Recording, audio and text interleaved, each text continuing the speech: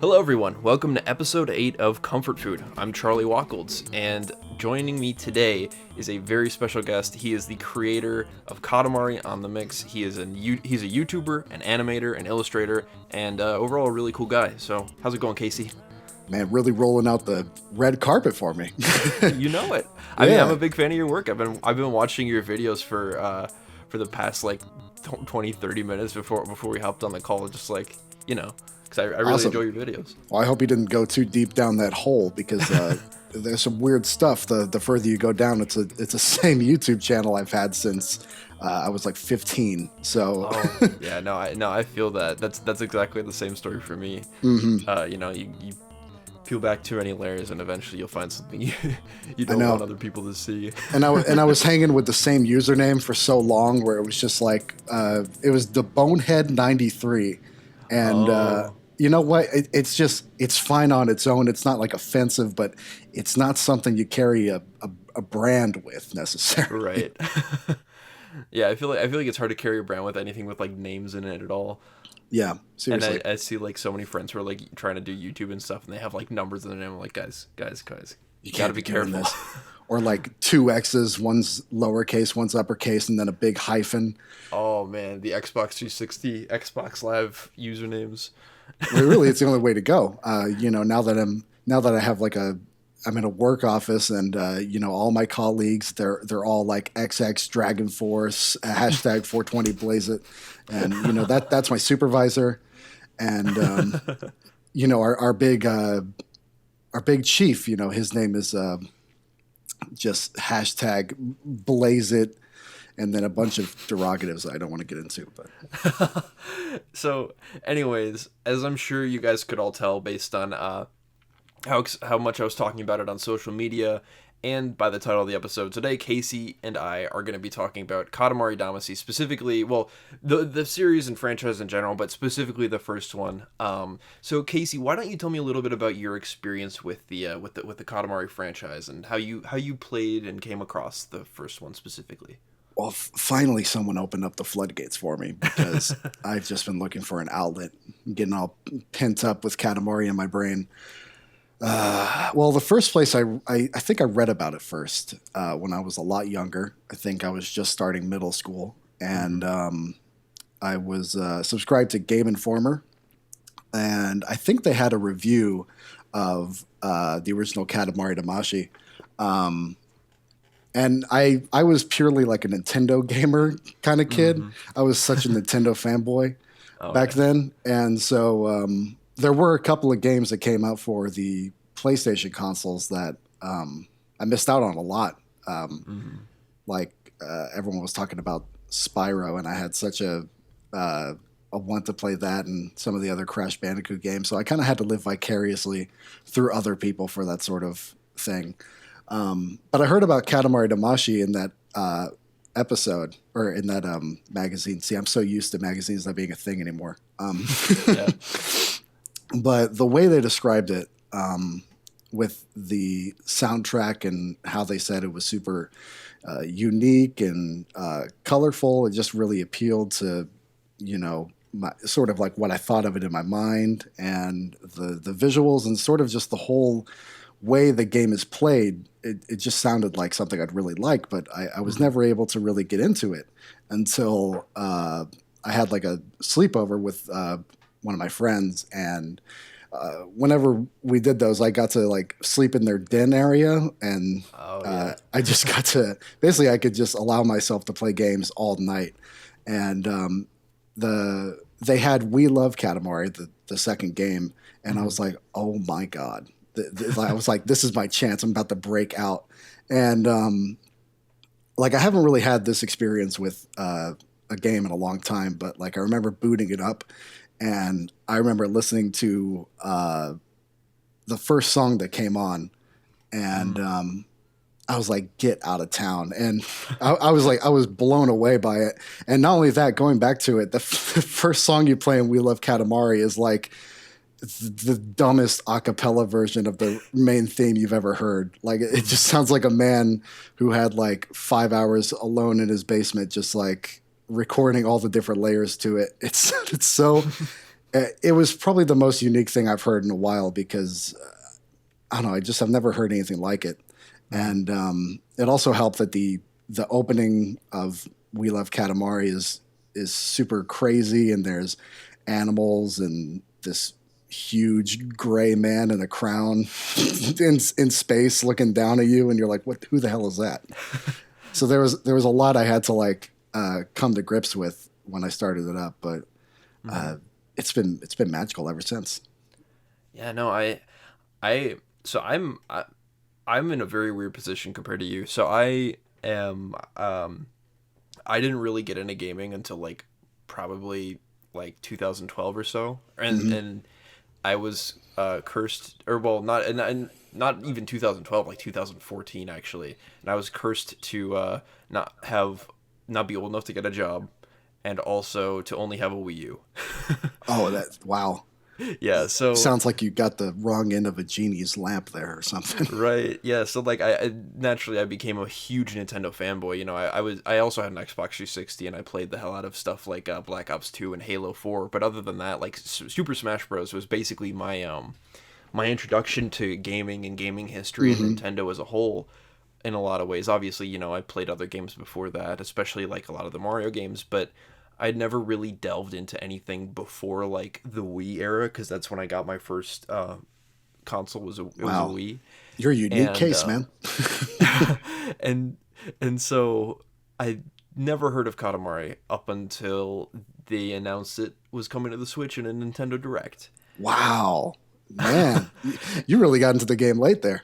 Yes, very late. I actually, you know, and I'm also a huge Smash fan. I mean, most of the people listening know this, but I'm a competitive Smash player. So when I saw that Katamari Damacy was coming out on the Switch the same day as Smash, I was like, well, firstly, when I saw it in the Direct, I was like, oh, that looks interesting, but like I never paid it a second thought. And you know, like I was watching it with my roommate, and he was like, oh yeah, the Katamari games are really good, and I was like, cool, whatever. And then fast forward, you know, however many months it was, and you know, Smash comes out. I don't buy Katamari, of course. But then can't really blame you. I still think that's the weirdest decision on their part. Yeah, it's like they should have known Smash was coming out. Like, yeah, even especially because Namco published both Katamari and they had a hand in Smash's development. So it's like I don't understand how that happened, but yeah, and then around Christmas time, actually, this is something that like this is part of the reason why Katamari is so important to me. I have pretty strong seasonal affective disorder, so Christmas time is just like generally like, you know, I get really anxious. It's a harder time of year for me, and you know, usually I try and find a game that gives me an escape from, you know, some of the things to kind of help me distract myself. And the year before it was Doom 2016. And then the next year, I got an eShop card as a gift, and I was kind of like looking through games to play, and I got Diablo 3 and Katamari, and I regret buying Diablo 3 the same day as Katamari because I never played it. Like I still probably put in 2 or 3 hours into it, but I was just so hooked on Katamari instantaneously. I mean, the same things that you said. It was crazy. It was vibrant. The music was amazing. It was just fun and comical, but not like the kind of funny where it's a writing thing. It's just inherently fun. Yeah, it's just charming. Exactly, right. And I remember like showing it to like my sister and my cousins and trying to get other people to check it out, even just the first day that I was playing it, because I was just so enamored with it.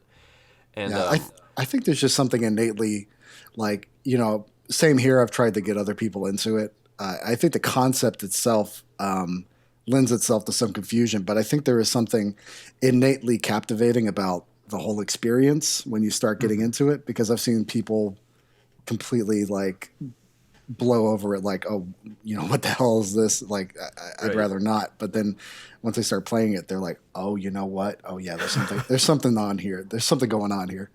And even just watching it, there's so few games to me. And I know this is kind of sacrilegious to say as someone who watches a game competitively and also is a YouTuber and streamer, but there's so few games that are as captivating and fun to watch as Katamari. Yeah, I don't know if you agree, but it's like calming to watch, almost as calming as it is to play. yeah. No, I agree with that definitely. And you'll see like I get a lot of comments on my Katamari related videos of people. I don't know why necessarily they comment this, but they always tell me how they got into it for some reason. They'll tell me like I know all these other Let's Players now because they'll tell me like, oh, I got into Katamari because I watched this guy's stream or that guy's stream, Mm-hmm. and yeah, no, I think it's just a fun game to watch and a fun game to be a part of. Yeah, and so something that you brought up when you first started experiencing it was the what was Katamari soundtrack. Yeah, that was And probably the first thing that got me.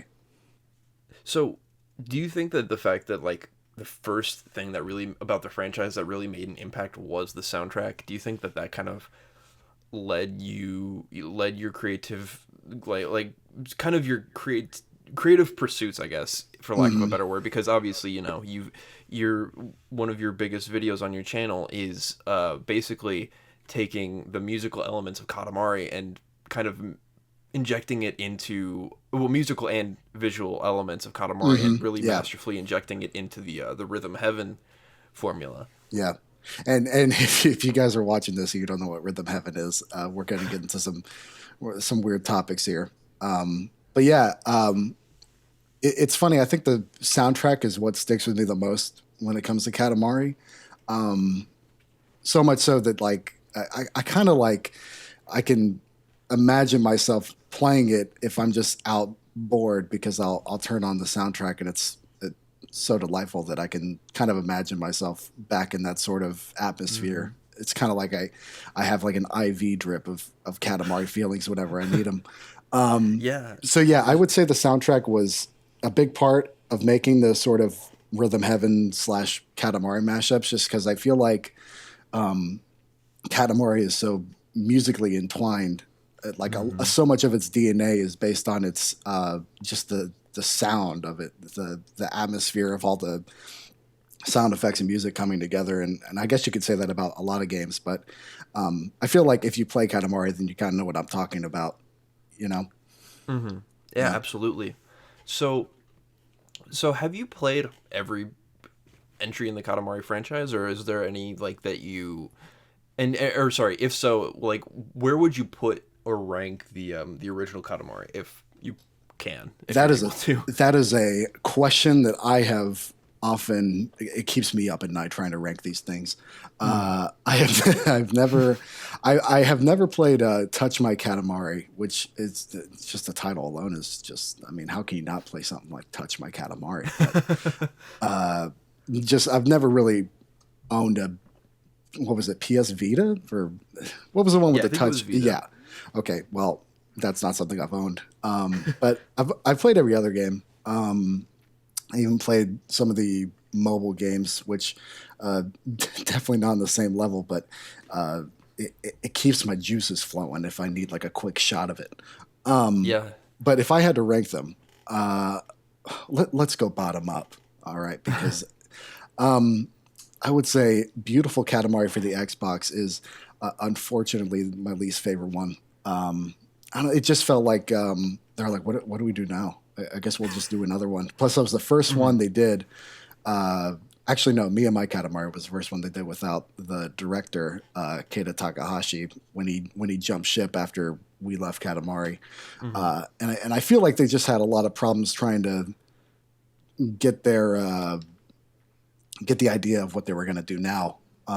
So I'd say Beautiful Katamari is a little more bland when it comes to the other And ones. and even just outside of the kind of the blandness of it, like I definitely love the soundtrack of that game. Hmm. But even just the controls, I mean, one of the other things that stuck out to me as someone who's kind of idolized the fluidity and movement of Nintendo games about the original Katamari Damacy is that it has such weird controls, and Oh Beautiful yeah, Katamari kind of sterilizes them in a way, yeah. I could and it see what makes you're the saying with gameplay that. feel like less of a challenge. Hmm. I mean, even as I think about it, can't necessarily think of anything that challenges me about it. When if I think about other Katamari games, I think it's I don't know. I think there's something legendary about the the abrupt difficulty spikes in Katamari, where they're like, all right, you know what? For this level, you get one chance to roll up the biggest ass cow, and if you roll up even one tiny little traffic cone, you're kicked out. Oh my And god, yeah. I feel like I would get more. I should be more annoyed by that, but I feel like there's just something so It's endearing. it is endearing to be asked so much of you all of a sudden. And I'm sure Beautiful Katamari had some level like that. And I'm not I think necessarily a good Katamari game has to frustrate the crap out of me, but right. but aside from that, I would say me and my Katamari would be next. Oh, this is a tough one. Based on originality alone, I think Katamari Damacy should rank higher than Katamari Forever because it did it first. But I feel like I have more fun with Katamari Forever sometimes. And I think We Love Katamari is still the best one, though. There's something very Okay. charming about it that I think the director was just on the ball when he made that one, and really challenged himself to make a lot of it more unique than the first one. A lot of the levels were very very unique and individual. Like one is where you are the speed of a race car and you travel along a unique track, or ones where you're underwater and you might get rolled up or hit by a fishing line and get caught, or where you just rolling only flowers for the entire level. And it just seemed like the first one was really kind of getting their feet wet in the idea of like you are a ball that rolls things around and you get really big. And in the second one, they were like, what else can we do? Because there's just so much that you can really dig into when it comes to that concept. And I feel like they really hit it out of the park. Plus, they got that that challenge where you have to roll up 1,000,000 roses over time. I don't know if you know about that one. But So I've actually the only two that I've played are Beautiful Katamari and the original. So well, let me tell you, you are not missing out on the 1,000,000 roses challenge. But you basically just like you pop in every now and then, you roll up as many roses as you can, and then you drop out. I remember reading about this guy who built this. Is basically like a simple machine where it would take the two sticks and just like move them around in certain areas, and like there was like a pattern to it to get the most mileage out of the rose mission. And I appreciate a video game that makes you become an engineer to finish a mission. There's just something about that. So I guess now that we've kind of this is I suppose the part of the podcast where generally I'm curious, what other, like, aside from obviously, your very first kind of discovering and reading about it and everything, what are some other memories that you have associated with Katamari Damacy specifically? Like, what was the first time that you played the original? The original game was that was at a friend's house as well. Since that was when I first got a hit of We Love Katamari, I of course went nuts and annoyed all my friends about it. And one of my best friends picked up Katamari Damacy, and then his house was the only one I wanted to go to so that I could play it.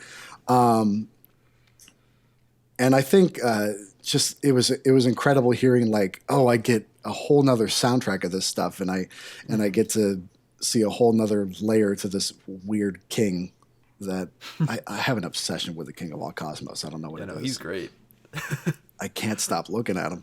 Apparently, he's a mix between what was it, David Bowie and like some ballet dancer. I think that was the official design documents. Was that they and a ballet dancer? Oh yeah, Freddie Mercury. That's it. That's who I was thinking of. And you feel it when you look at him. Oh my god, yeah. Like when I remember when I first booted up the game, and I was just I there was so much that struck me about even just the first tutorial where I just couldn't stop laughing about Yeah. like so much of it, and then and then the king just pops up, and you see his full body for the first time, and you're just like, oh my god, who He's is just this guy? he's such a likable asshole. I don't I know what it know. is about him. It's when he says like, "Oh, it's still pretty tiny, huh?" Or like he'll say like, "Get in there, loser prince." It's like that's your son, man. And when you fail a mission, and he's like, well, "I think we would have done that a lot bigger." I don't think we're going to call you our son anymore. But he's also like there's that, and then there's like this other version of him where it's like, oh, the grand and glorious king, and then you as your son kind of know them as this just this berateful figure. I don't know. There's just some there's a fun irony to like the magnificence of him, and also like this just awful parenting going on. I think I definitely agree with that. I think I think that intrigue kind of comes from the same vein of writing that characters that you might see from characters in something like one of the Mario RPGs. Hmm. You know, where those are very similarly comically written. Oh, we could do. Oh, if you get me into Paper Mario, this thing is gonna. Oh, we are not going to be talking about Katamari if I get into that. So we gotta, we gotta turn off the road there. All right. Maybe another day. But yeah, the writing is very unique to him, you know. And I don't know, something about like this is kind of weird to say. Sometimes I'll just load up his dialogue, like I'll find a wiki of Katamari and I'll just read his quotes and I'll be like, yeah, there we go. I want a shot of the king, and I shoot it down when he's like, "Oh man, Earth really is full of things, huh?" And I'm like, "Yes, thank you for that." Well, I think that's also, you know, Katamari isn't necessarily. I mean, obviously, we talked about kind of the difficulty spikes, but it isn't something that's outwardly ridiculously challenging. Like, it's a very approachable game, Yeah, but impressing the king is the hard part of the game. yeah, that's so funny, And impressing him is so satisfying when you get it right. man. Yeah, my early like when I first had We Love Katamari, I was like,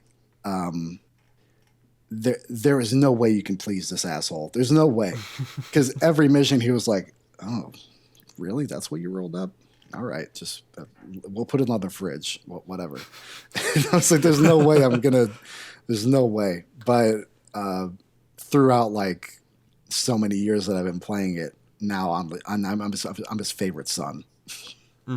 Yeah, and that feels there's a certain level of pride I have with it too. I'm like, I know what makes the king tick, and I know what's gonna get him. But yeah, it's funny how you can beat the entire game and quite honestly be pretty garbage at it. And I feel like that's necessary because the controls are so weird that I think like a majority of the players who go through it won't necessarily like optimize everything about it. And there is that level of like I think that adds a lot to the replayability where you're like, I'm gonna get that dude. I'm gonna make him proud of me. Absolutely. And So I it also really think feeds just into it.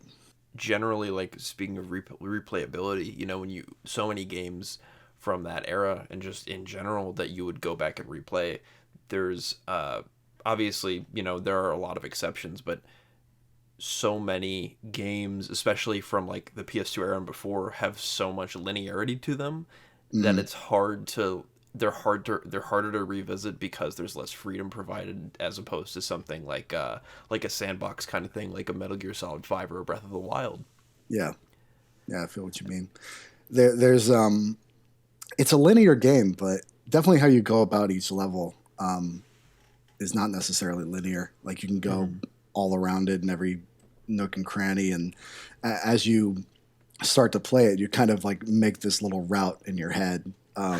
I know that there are certain beats when I hit like a certain size, I'm like, all right, I'm going straight for the trees, and then from there, I'm going to do this and that. You kind of become like an impromptu speed runner at a certain point with just how the game is structured. I just think it's really genius. I think honestly, I think it's due to the director kind of being an outsider to video games necessarily. Like he didn't wake up one day and he was like, I will be a game designer. He kind of came to being a director through an odd route because initially he wanted to be like a a sculpture A artist, sculptor, yeah. or I don't know if he necessarily wanted to do this for games, but I think he wants to make he wants to be like a playground designer Hmm. or something. And I think he brings that.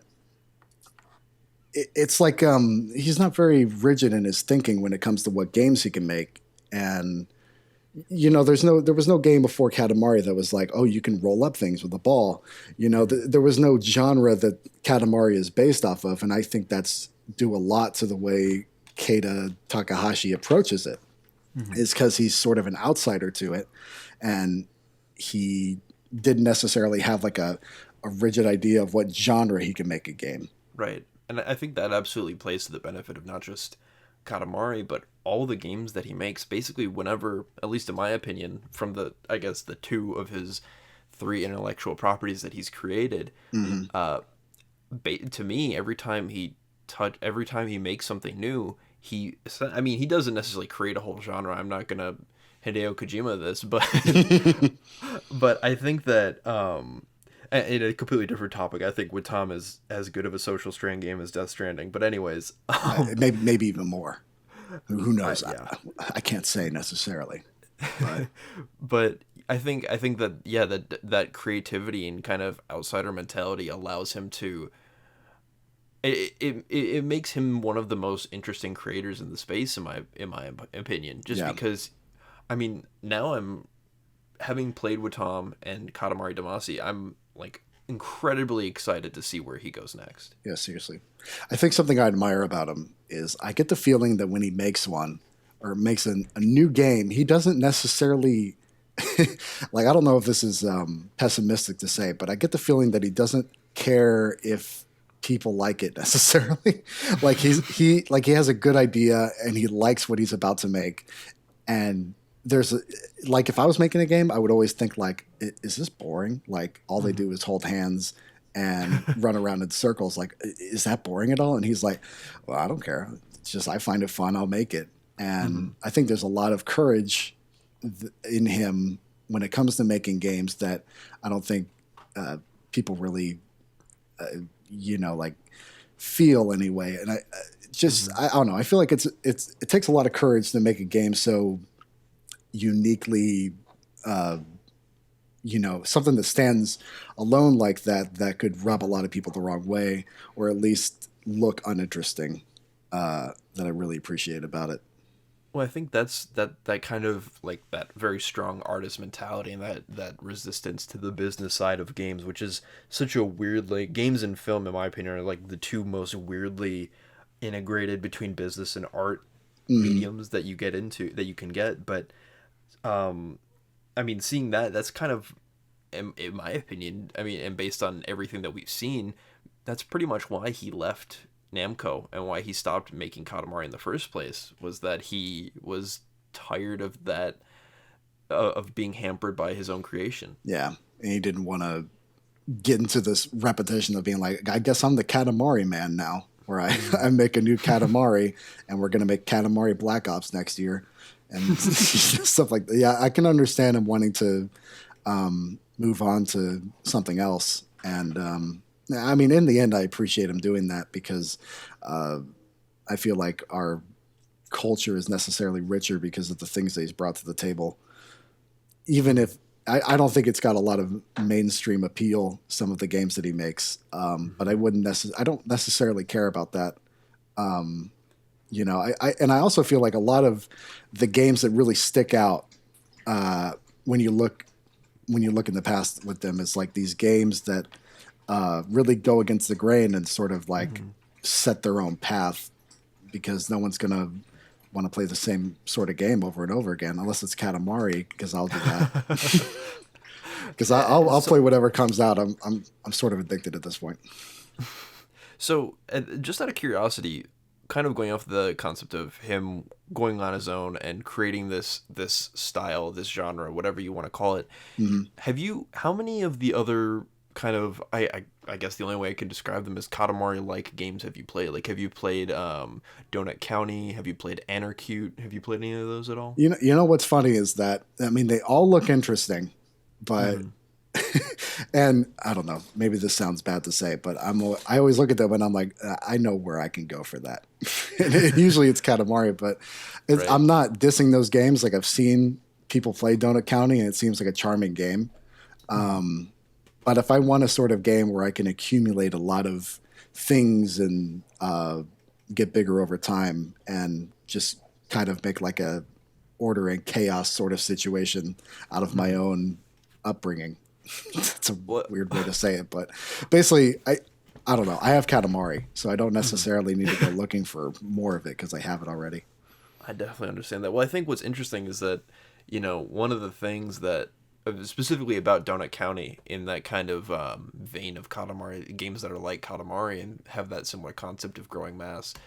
Uh, the original one and the franchise, I guess, by proxy, is kind of a commentary on consumer culture. Oh yeah, And Donut County, I mean, obviously, everyone plays Donut County for the gameplay. It's not like some kind of Last of Us situation or where you're playing for the story, but not not it a it deep art subject that you boot up to cry at.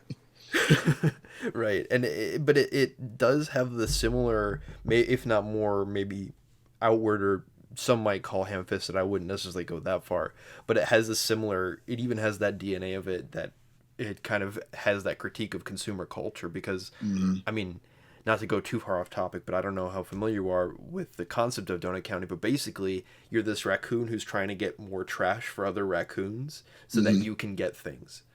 Oh, I see. That's classic raccoon culture. It's great. There are a lot of raccoon jokes in there. I need more of those. Honestly, not getting my fill. They are great.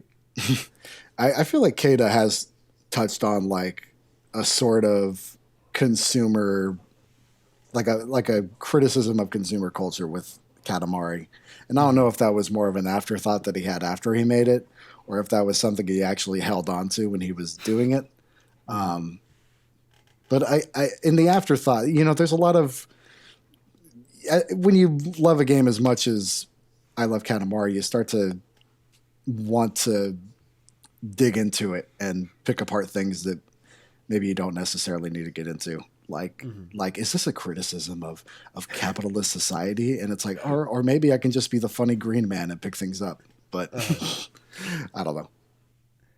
No, I definitely understand that. I think it is, there is such a need to kind of, for a lot of people to quantify video games as art, and then by that logic quantify art and what art does, Hmm. which I think is such a weird thing because Yeah, I don't really personally think that there's a question around that anymore. I think that a lot of yeah, people who have that mindset are like dealing with maybe people who have either regressive mindsets or people who are telling them they're wasting their time when, you know, yeah. It's definitely not as prominent as it may have once been. exactly. Yeah, Yeah. and I don't necessarily think that I think a game, like if we're talking about like a broad concept of art, a game is art because someone made it, like it doesn't Hmm. necessarily have to have like oh, did you know if you look at it from this angle it's actually about the Bible? Like it doesn't need to necessarily be like, oh, Katamari might actually be about the Bible. Now I think about it. Hmm. He sends his only son down to earth and kind of fixes things up. Oh man. All right, well, anyway, what I'm saying is, um you know what am I saying actually? What are we talking about? Art and games? Yeah. Oh man, Katamari kind of gets you rambling sometimes. I think Yeah. when No. it comes to like when you start rolling, you know what I mean? So, just out of curiosity, you were talking about kind of, to circle back to where we were before we went off topic with kind of the subject material and what it means and what it doesn't mean and other games that it's inspired, but has there been any piece of like pop culture media or any like TV show or song or anything that you've seen where there's been like a slight reference or nod to Katamari? Yeah. So there's this. You remember the cartoon Chowder? Okay, I was about to bring that up too because Yeah. actually that clip there was a Chowder bot that was like Chowder with no context on Twitter, Oh yeah. and my pinned tweet on Twitter for like months and months was me just in all caps, Katamari Chowder, Katamari Chowder. And it was the clip of that from that episode. Yeah, as soon as I saw that, I was like, get out. Get out of here. And then I immediately looked into the director of Chowder, and apparently, like, within, because there's a 2-episode block when it comes to Chowder, and apparently every other episode you can see like his version of the king. It's just like a man with a funny blue afro in the clouds or something. Yeah. And apparently every yeah. time that's referenced, that's a Katamari thing. And it was really cool to have. It's just something that anyone could watch secretly have this little Katamari thing in it. And I'll be like, it's how I get my sick kicks, is knowing that everyone's looking at something Katamari related. So getting, oh, sorry. Oh no, I was thinking if there was anything else that necessarily references it, but people aren't brave enough to do it. So getting people to look at Katamari is something that I'm sure you, well, I mean, you even mentioned that it's something that you've done, and it's definitely something that I've done from, you know, it being one of the first reviews for a game that I've ever written, to just talking about it on Twitter all the time, to literally just recording this podcast is essentially my, the least outward way I've had of telling people to play this beautiful game. But how has it gone trying to introduce other people to the franchise? Well, I'll immediately tell you the most uncomfortable way to like introduce people to the franchise. So I got married a year and a half ago, and my wife, being as cool as she was, surprised me with the groom's cake, which was a Katamari cake. And Oh my God, at the top, it was like a half of a Katamari, like a big pink carrot cake, and then there were these two like toppers made of icing, or fondant rather, of the prince and like a princess character. And the amount of people that asked me what Katamari is during that wedding, they were like, "Oh, what's that? That's so cute." And then I start getting into it, and they immediately reconsider. like maybe I shouldn't have asked this guy what this is. Like I was like, okay, it's about like a little green boy, and like his father's god, and he has to roll things up on Earth to save the sky, because you know the dad gets drunk. Of course, we all know this. And they're like, all right, I'm going to go ahead and sit down and have some dinner. So that's the most uncomfortable way to introduce people to your favorite game, is through a wedding that you're having, that you're the groom for. That's the most uncomfortable way. I wouldn't necessarily recommend that. When it comes to normally how I do it, is I'll listen to the music first, and I'll just kind of sneakily play something in public. And then they'll be like, "What's that?" And I'll be like, "Oh, do tell. What is this indeed?" And then I'll get into it from there. And I will say the reactions are about 50-50. If I'm just like, if I'm saying it based on what it is, usually people, I think there is something innately charming about it. And I feel like it can capture a lot of people who wouldn't necessarily consider themselves into something so quirky and weird. But also I feel like there's a lot of heart behind the game. And I feel like that sort of, the passion it was made with is very infectious. And I feel like people feel that way about it. Yeah, so I've had kind of similar experiences with trying to get people into it, you know. I mean, the music is such a, I would argue that the music, I mean, personally for me, the original Katamari Damacy soundtrack is a Desert Island album. Yeah, I have the one, I have it on vinyl. And Oh, I've been meaning to pick that up. Yeah. How is it? oh, it's great. Yeah. If I really feel super cool and pretentious when I play it. I'm like, oh, you don't know music until you've heard this, and then I'll play it. But really, I'm just playing it to myself as I sit down and close my eyes. But yeah, no, it's great, and I agree with you. There's something very, it's really like it mixes all these different genres together, but there's something very innately Katamari about it. And I don't know if that necessarily makes a lot of sense, but It's like you took a ball and rolled it all over Spotify.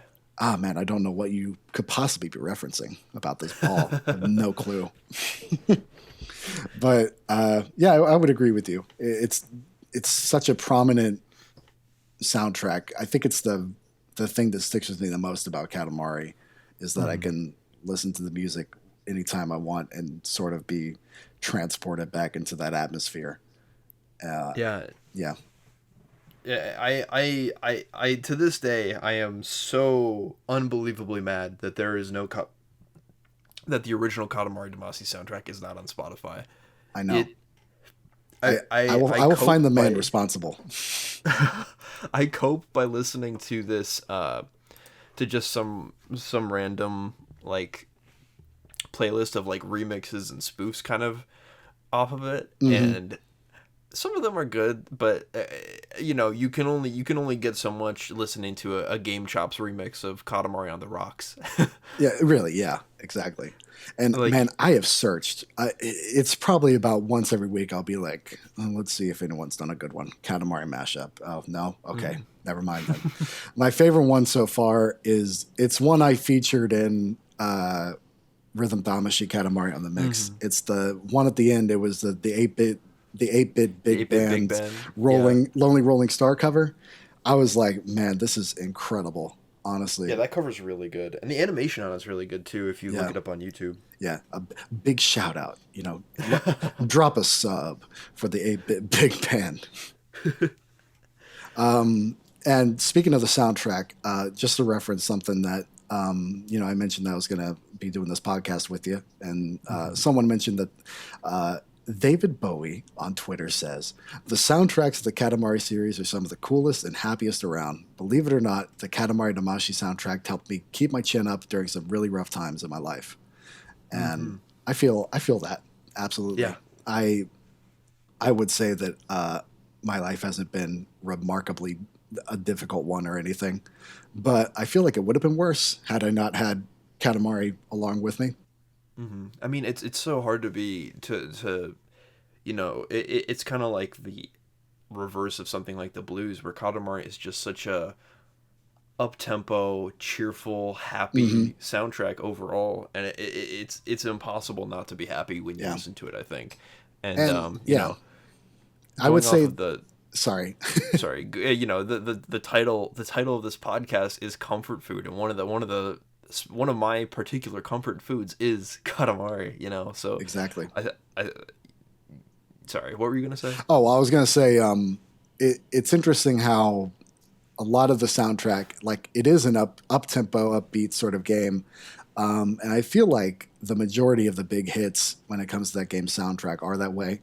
There are also these sort of in between ones where it's such a hard to define genre of music on some of these, where like the song, there's a song in We Love Katamari called Blue Orb, where it just sounds like you're in the middle of space, and there's these all sort of like technological like sounds of like a of a radio tuning in the background, and I feel like that's like audio acid. Like I've never been on it, but I'm assuming that's what it is because I can turn it on and I can just zone the hell out for a very long period of time. And there are other songs where it's like a very contemporary take on like a jazz rhythm, but something very.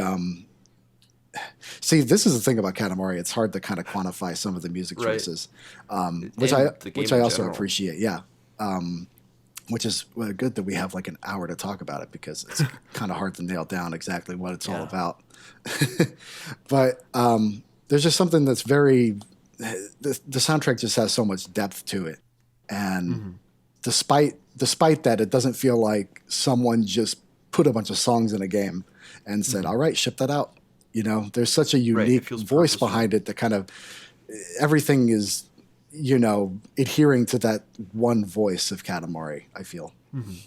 So this is kind of veering before we enter the segment where we, take kind of listener mail and takes from all over the internet. But Oh yeah, I kind of dived into that too early, didn't I? no worries, man. But just out of curiosity, I have two questions for you. Yeah. Firstly, what would you say your favorite level from the game is? And secondly, Who is your favorite cousin? Oh, you are serving up tall orders today. Favorite level. All right. I'm gonna be a bit of a basic boy here. I'm gonna say that Make the Moon never gets old Yeah, from the original Katamari. I can make the right. moon as many times as they'll let me, and it won't be enough. And you can just keep going with that too. That's one of the best parts about it. Exactly. Yeah. And there's a similar level in Katamari Forever, um, where start from a normal height, but you go into space by the end. Hmm. And yeah, it's just any level where you start as a little baby and you end up being, this huge colossus. Any Hmm. level like that, I'm probably going to be playing that for a while.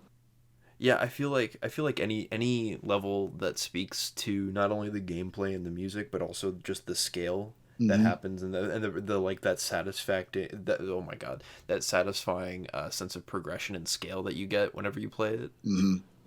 is just it's undeniably Yeah. awesome. And when you first hit the buildings and you hear everyone screaming, and it's like it's not like you rolled up one building and you hear like one family. It's like when you first hit the city in Katamari Damacy, you're big enough to Hmm. start just rolling over the entire thing, and it's Hmm. just it's so satisfying to It's be so their funny. greatest fear. And that goes honestly for anything that you can roll up, especially like I forget which specific human, but there's one human in particular that like well they all make really funny noises, but that kind of concept of being funny without being Hmm. outwardly funny, Yeah, that's I think that's one of the strongest examples of that. yeah, and uh, man, I've gone over so many different people's sound effects when you roll them up. Like there's a principal who'll just be like "detention for you, detention," and as a young middle schooler, I was like, now that's classic comedy content right there. Or the oh, you know what? Actually, I'm going to change.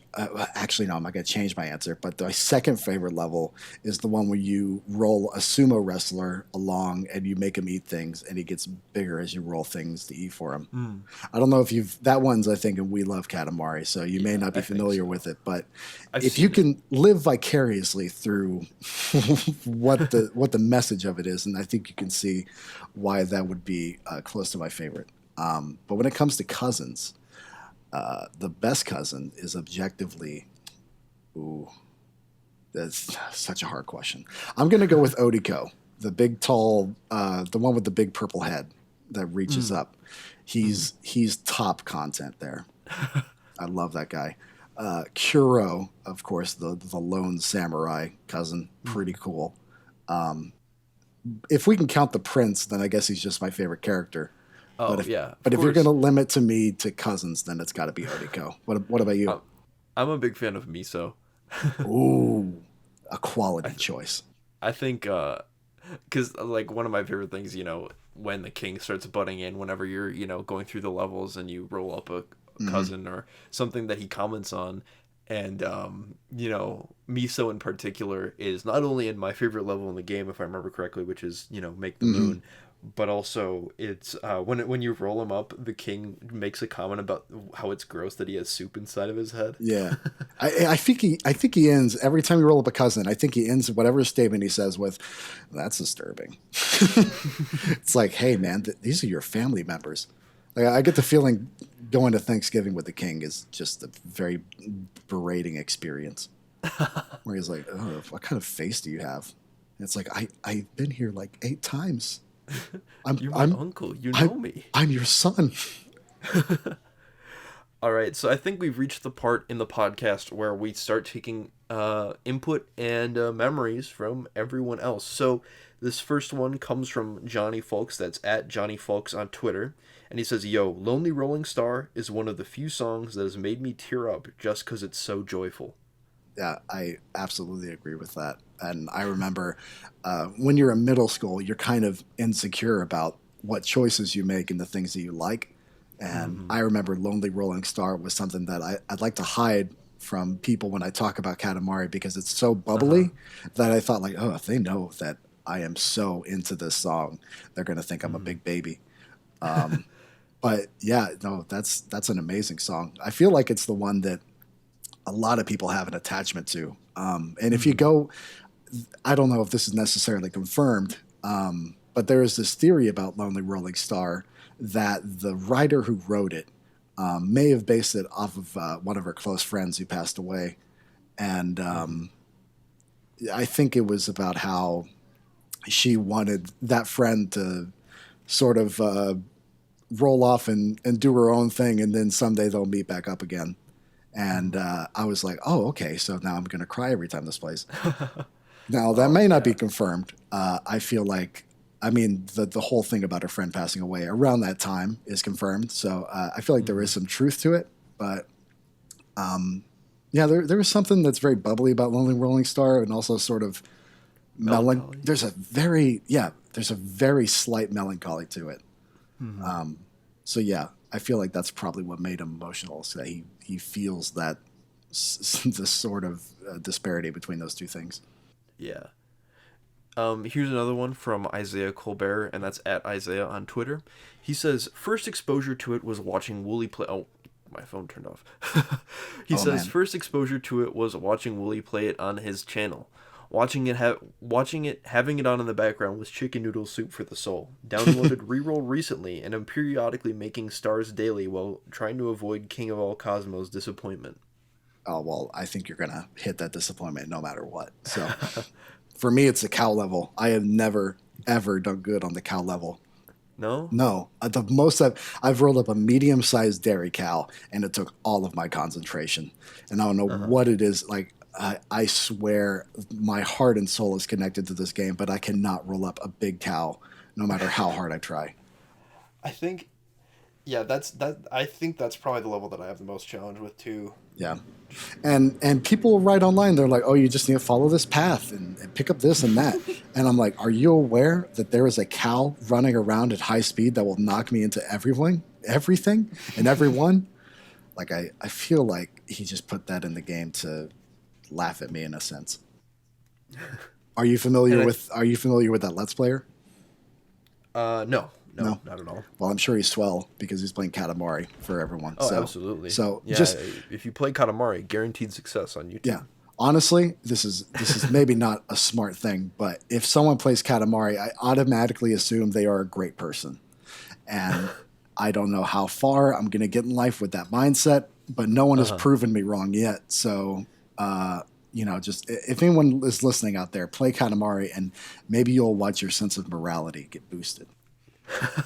So actually, that makes me wonder. So I obviously, I came to the game pretty late in its life, and I'm not as involved. I've made one piece of content relating to it, I guess now too. But how would you say what is the Katamari community like? Because it's such a small niche game that I feel like there's no way you can be kind of gatekeepy about it, Yeah. or anything like that, like you see on a lot of online communities. Yeah. No, I feel that way. I'm part of a small Katamari Discord group that I roll into every now and then. And it's a very tight-knit community, especially nowadays. I mean, other than I'm so happy Reroll exists because it kind of introduces another generation to it. But if you were one of the people who stuck around since after Katamari Forever, you kind of have this group of people that are super hardcore and in love with this game. And I think my first time joining that group was kind of eye-opening because I felt like I was sort of alone in my this love I had for Katamari, because I felt You like were a lonely rolling star. oh my gosh, Charlie, you can't do this to me. You're right, by the way. But anyway, yeah, I felt like my love for Katamari was very unique. And I guess in ways it is, but there's more like me, which I found out when I joined this group, because we were listening like our top 10 favorite songs and all these themes about the games that I kind of had to just talk to myself about. And they're all lovely people. I think it attracts a certain person to it, just with how colorful it is. It's not really something that I don't know. This is a big sweeping statement to say that no awful people play Katamari, but it is true, and I really can't say, but yes. I can see where you're coming from with that. at least I personally understand what you mean by that. Yeah. And so I think time for the last, I think last, yeah. So, and then the last kind of take is actually something that my roommate's girlfriend, Lauren, told me on Instagram, because she was she this was she's someone who hasn't been very well introduced to games, I guess, and her boyfriend and my roommate Nick Mhm. is very very into games. He'll probably be on an episode soon to talk about Banjo Kazooie, but he's ridiculous. He has like crazy amounts of platinums and all that sort of stuff, and he's super into Halo. And he was actually replaying the Master Chief Collection on my Xbox. Big And she completionist was sort of guy, huh? Oh yes, man. big into that kind of thing. Hmm. And she was over watching him, and she was like, is every video game about killing? And I was like, funny you should ask. And I plugged my Switch into the TV, and the rest is history. But she said, you teaching me how to play back at 30 East while Nick was sleeping and laughing at the King dude for being insanely creepy. I mean, it's good memories, man. Yeah. You know what though? I don't necessarily know if Katamari isn't about killing. I have no idea. There is a big disparity about what happens to everyone trapped in the Katamari when they become a star. Who knows? I'm not necessarily sure. I don't Hmm. necessarily want to find out. I feel Maybe like it's you're doing people a favor no matter what. I feel like it's a kind of like a Thanos sort of situation. It's a necessary sacrifice, you know. Yeah. Yeah, but when I think about Katamari, there is something very comforting about it. Hmm. I don't know. There's just some. Whenever I play it, I feel like I'm in a big blanket, basically. Hmm. Yeah, Yeah, no, I feel that. It's more than most games, I would say. Even games that I play more than Katamari, hmm which I mean, as few as those are. Um, Whenever I join back to it, it's just so comforting, and I it's think like you can pick up yeah, right where you left off, yeah. and everything sort of builds to that sort of comfort. You know, it's Hmm. everything about the game factors into it, from the visuals to the soundtrack and the quote unquote creepy king dude. I can't believe they would think the king is creepy. If Yeah, anything, my he's girlfriend is terrified of him. he's a symbol of lust and love. I don't understand what part of him is creepy at all. I would invite him into my home if he could fit. I can't believe they would call him that. Um, Man, sorry, I'm just gonna have to. That'll keep me up at night thinking about like people thinking that the king is creepy because it's really a disservice to our Lord and Savior. Yeah, no, he's great. I agree with you that I Yeah, don't see a universe where he is creepy yeah. in any way. He's probably the thing that really like the other than the soundtrack. He's kind of what dragged me into it first was his weird method of speaking and like Hmm. his tendency to The just royal grab a we. language from the world and be like, "Bonjour, you ever been to France? All Uh-huh. right, have fun." Not like you'll ever be able to go. Yeah. It's like you messed this up. I'm going to roll France up today. You're not going to be able to go, my man. So, just out of curiosity, you mentioned some other games that you go back to. Do you find that some of the other games that you go back to be the similar kind of comforting, or do you find Katamari to be a unique It kind of is a endeavor? there. You know, I every game kind of features or supports a different feel to it when you're playing it. Like if I Hmm. play Breath of the Wild, then I'm going to be well at this point. Like when I first played it, it was like, oh, what's over here, what's over there. But now when I play Breath of the Wild, I kind of have this huge game plan in my head where it's like, all Hmm. right, now I'm going to go to Zora's Domain instead of the Rito Village, and I'm going to Hmm. do this and that in this order. And it's kind of fun to systematically plan out your entire route to Ganon. Hmm. So there are So games like that. that's But interesting to me because sorry mhm. to interrupt. Oh no, go ahead. But yeah, Breath of the Wild is something that I find myself revisiting too. It's actually, I would say, probably my favorite game of all time. I Hmm. think I'm always alternating between that and Super Metroid and Mario Galaxy. But A solid um, choice, my man.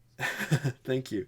But whenever Mario Galaxy 2, but Breath of the Wild and Mario Galaxy, whenever I find myself kind of going back to those games, it's a similar kind of feel, like you're being wrapped in a blanket Yeah. kind of feeling. And for me, when I play Breath of the Wild, I find myself in the same way where I find myself appreciating kind of the cuteness and hilarity and weirdness of Katamari. I find myself appreciating the serenity and beauty in Breath of the Wild. Yeah. And how quiet it gets when you're just like in a forest gathering mushrooms and stuff. Right. Yeah. Right. It's interesting because I feel like there are a lot of games that in the moment when I'm playing them, I enjoy more than some of the moments I'm playing Katamari. But there's something so uniquely charming about Katamari that it's like I play Katamari for something other than the gameplay sometimes, where I just want a big hug from everything surrounding the game put together.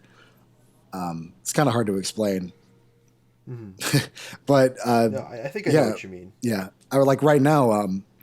I've been playing a lot of Persona 5, which is great. Oh, yeah, me too. Great for it's a great quarantine game because it's just a time sink. All the things you can do in that game, and it's all everyday life too. Yeah, I get so enveloped with like the game will put you in a dungeon and it's like you're ready to go down deep and fight baddies, and I'm like, no, I kind of want to just eat ramen at this place and fill up my guts.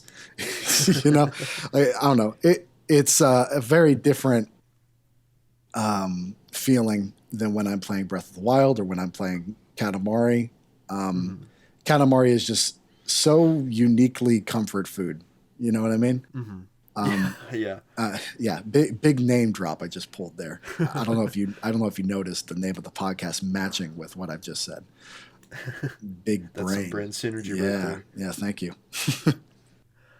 All right. Well, I think that about wraps it up for this episode of Comfort Food. So, Casey, where can people find you on the internet? Oh man, where and can't what are they you find up to me? on the internet? I am up to nothing on the internet. It is a bad investment to look up my profile, but if you do, you can find me Casey Animates on Twitter, Casey Animates on YouTube. You can look up Rhythm Damashi Katamari on the Mix for the weirdest mix of Rhythm Heaven and Katamari Damashi that you'll ever see. And you'll see an occasional tweet at me or, from me. But you won't see it very often because I'm a busy boy. And what's your handle on Twitter? Casey Animates as well. Okay, And so occasionally I'll animate. So really, the namesake, awesome. I can't say for sure what it means. So you can find links to everything that Casey just talked about, from his YouTube channel to Katamari on the Mix to his Twitter, all in the description for this podcast. You can find me on Instagram, Twitter, and Twitch TV at CHAS_MKE. That's Chaz Milwaukee. And you can find me on YouTube at just Chaz. That's CHAS. And links to all my stuff, of course, are going to be down below in the description for the podcast as well. And please, please, please, before you go back to doing nothing in quarantine, check out Comfort Food on Anchor FM, Spotify, wherever you're listening on, and drop a follow or a subscribe. It really helps us out, so I would greatly appreciate it. Anyways, thank you all very much for watching. Be nice to all the essential workers and people in your life. Peace out. Bye-bye.